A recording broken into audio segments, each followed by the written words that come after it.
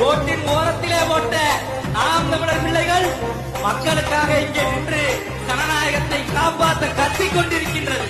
ஆனால் நீங்கள் வாக்களித்து அதிகார கட்டளிலே அமர வைத்த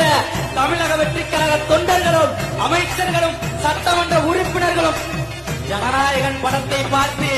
கண்ணீர் சிந்திக் கொண்டிருக்கிறார்கள் என்றால் எப்படிப்பட்டவர்களுக்கு நீங்கள் வாக்கு செலுத்தியிருக்கிறீர்கள் என்பதை நீங்கள் யோசித்து பார்க்க வேண்டும். கேவலம் 22,000 கொள்கை தலைவராக வச்சுட்டு ஜனநாயகன் போல நல்லா ஓடணும்னு போலியோட கழுத்தை அறுத்து முதலமைச்சர் பதாரிக்கு ரத்த வழி கொடுக்கிற ஈழக்கூட்டத்தில் சிக்கிட்டு